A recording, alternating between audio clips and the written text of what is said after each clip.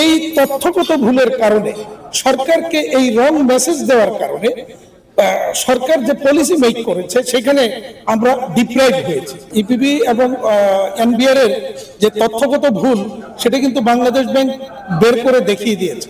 আর এই তথ্যগত ভুলের কারণে বা ইপিবি যে রপ্তানির ফিগারটা এতদিন দেখিয়ে আসছে, আপনারা নিশ্চয়ই মনে আছে যে 2022-এর নভেম্বরে যখন প্রথম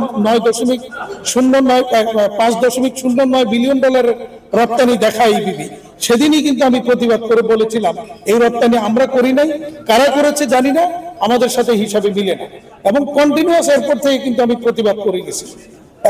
এবং এতে কি সমস্যা আমাদের হয়েছে, ক্ষতি যেটা হয়েছে যে বাংলাদেশ ব্যাংক আপনারা জানেন 2 দিন পর পরই আমাদেরকে বলেছেন যে এত বিলিয়ন ডলার আমরা বিদেশ থেকে প্রসিড আনি না। এটা যেমন একটা অপবাদ আমাদের উপরে।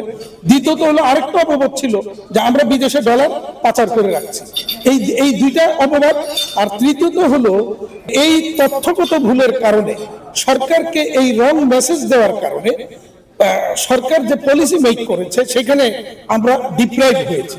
কারণ সরকার যখন দেখে যে রপ্তানি তো ভালো হচ্ছে, গ্রোথ তো ভালো হচ্ছে, তখন পলিসি একরকম। আর যদি সরকার দেখতো যে আমাদের গ্যাপ মানে ডিক্লাইন করছে 15%, 20%, তখন কিন্তু পলিসিটা আরেক রকম হতে পারত। এই নগদ সহায়তা যে কমিয়ে দেওয়া হলো, এটাও কিন্তু এই রপ্তানির এই যে ফিগার এরই একটা প্রতিফল।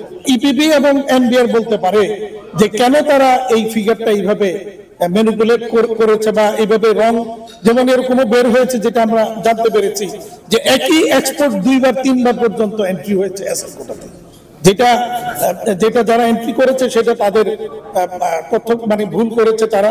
সেই জায়গাটার উত্তরটা এনবিআর এবং ইপিবি বলতে পারবে যে কেন তারা এই ধরনের তথ্যগত ভুল এতদিন দিয়ে আসলো দেশ এবং জাতিকে। এতে কি হলো, দেশের কিন্তু আমরা যেমন একদিকে ক্ষতিগ্রস্ত হয়েছি, আরেকদিকে সরকারের যে এই তথ্যের উপর ভিত্তি করে যে অন্যান্য যে প্যারামিটার যেগুলি সরকার এতদিন মেনটেন করেছে, সেই জায়গাও কিন্তু এই প্যারামিটারটিও কিন্তু ভুল হয়েছে। সেই জায়গায় এখন কারেকশনের প্রয়োজন আছে।